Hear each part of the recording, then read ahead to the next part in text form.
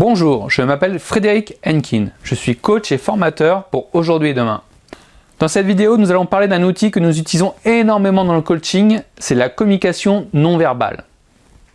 Nous allons aborder à travers cette vidéo plusieurs thèmes. L'importance du non verbal dans la communication interpersonnelle, pourquoi il est bon de décoder les gestes de mon interlocuteur, et pour terminer, quelques gestes que nous rencontrons au quotidien décryptés. Allons-y. Savez-vous que lorsque vous rencontrez une personne pour la première fois, cette personne a déjà une opinion sur vous avant même de lui adresser la parole, et cela en quelques secondes? Albert Mehrabian, professeur de psychologie de l'Université de Californie, a mis en évidence la différence d'impact entre les messages verbaux et non verbaux. Il a déterminé que la communication interpersonnelle entre deux individus ou plus passe par différents flux de communication. Le canal verbal, les mots, le canal vocal, l'intonation de la voix, le canal visuel, les gestes et les expressions faciales. Il a pu estimer l'importance du message, transmis pour chaque canal. Le verbal est perçu à 7%, le vocal à 38% et le visuel à 55%, d'où l'avis d'une personne à la première rencontre. Si on totalise les scores du non-verbal, c'est-à-dire le vocal et le visuel, cela représente 93% du message perçu. Alors à quoi sert de décoder les gestes de mon interlocuteur? À travers ce qu'on a vu précédemment, connaître le non-verbal permet d'améliorer ses flux de communication afin de rendre un message plus clair à son destinataire. Il favorise aussi la compréhension de son interlocuteur et par la même occasion permet d'éviter des causes de stress inutiles. Donc le non-verbal, vous l'avez compris, c'est quelque chose qui va vous permettre de faciliter la communication. Je tiens tout de même à vous alerter que seuls les professionnels sont habilités à faire un bon usage du non-verbal. Une pratique quotidienne et une connaissance complète est nécessaire. Pour décoder les gestes de votre interlocuteur, il faut prendre en considération plusieurs éléments. 3 éléments. La ligne de référence, les clusters, le contexte. Alors la ligne de référence, qu'est-ce que c'est? La ligne de référence, c'est connaître le comportement de l'individu dans son état normal, afin d'exclure les habitudes gestuelles dans votre analyse. Les clusters sont un ensemble de gestes. Un seul geste n'est pas suffisant pour déterminer ou définir une hypothèse. Plusieurs gestes pourront vous donner un horizon de sens à votre interprétation. Idéalement, il faut au moins 3 gestes pour avoir une réelle fiabilité de votre analyse. Alors, il est indispensable de compléter votre analyse gestuelle avec du questionnement. Donc, vous questionnez votre interlocuteur pour en savoir plus. Le contexte est l'environnement dans lequel se trouve quelqu'un. Le lieu, les personnes. L'arrivée d'une personne dans une pièce peut influer sensiblement sur le comportement d'un individu. Pour bien comprendre notre interlocuteur au quotidien, nous allons dans un premier temps observer le corps dans son ensemble. La posture du corps vous donne bon nombre d'informations. Il faut savoir que plus on est bien, plus on est satisfait, plus le corps prend de l'espace, de l'ampleur. Il prend même de la hauteur. On appelle ça l'élévation. Pensez à un match de foot. Le comportement des supporters lorsqu'il y a un but. Tout le monde se lève et les bras en l'air. Lorsqu'on est parcouru par des émotions positives, on se sent léger, les mouvements sont fluides.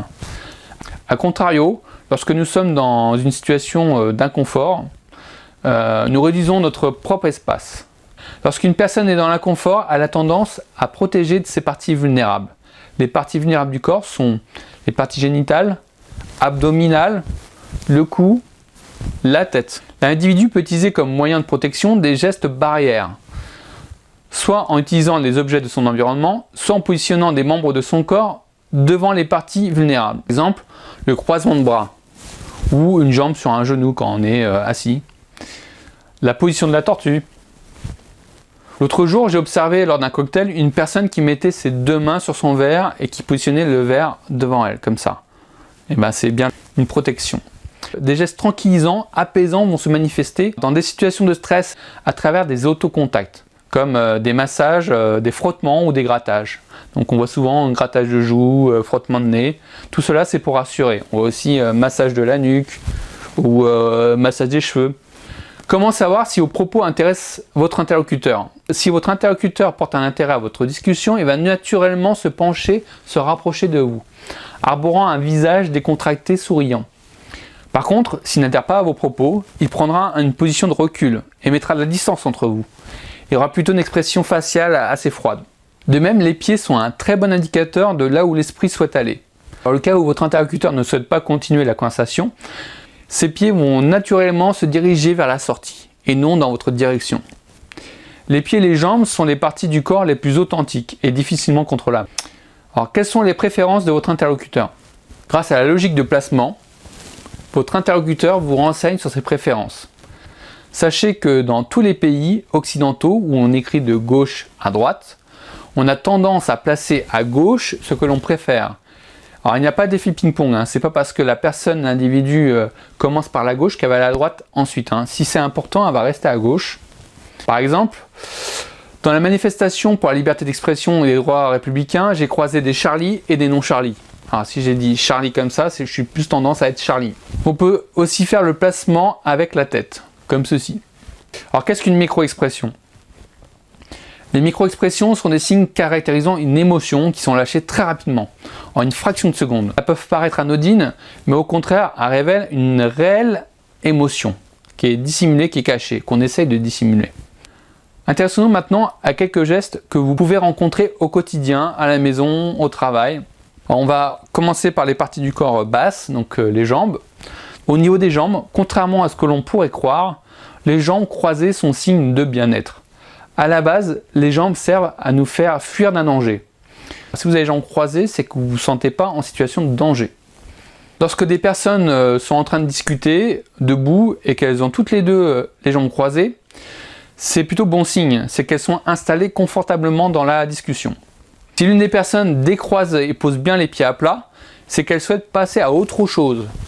Vous pouvez observer des positions des jambes écartées bien ancrées avec les représentants de l'ordre. On voit souvent dans des lieux publics une position où ils doivent faire preuve d'autorité. C'est la position de prise de territoire. Au niveau des bras, les croisements des bras n'est pas forcément signe d'inconfort. Il est nécessaire de valider l'hypothèse avec l'observation en cluster. De plus, une étude récente a montré que conserver les bras croisés augmenterait significativement la concentration. Lorsque les émotions sont positives, les bras ont tendance à faire des mouvements larges, ce qu'on a vu tout à l'heure, et vers le haut. À l'inverse, lors d'émotions négatives, les bras deviennent immobiles, lourds. Il y a une batterie de gestes sur les mains. Alors j'en ai choisi quelques-uns, on ne pourra pas tout voir. Les mains posées comme ça sur la table, avec les doigts croisés. Ça montre que votre interlocuteur est concentré, il est en pleine réflexion. Alors, les doigts avec des pinces comme ça, c'est quelqu'un qui parle avec expertise. Hein. Donc vous l'avez compris, le langage non verbal est très riche. Il y a beaucoup d'autres gestes que nous ne pourrons pas voir dans cette vidéo. Je vous conseille notre journée de formation, développer votre impact grâce à la communication non verbale ou trouver des astuces pour débusquer le mensonge. Vous pouvez vous inscrire sur notre site internet www.aedcoaching.com. Je vous remercie et je vous dis à très bientôt pour une nouvelle vidéo.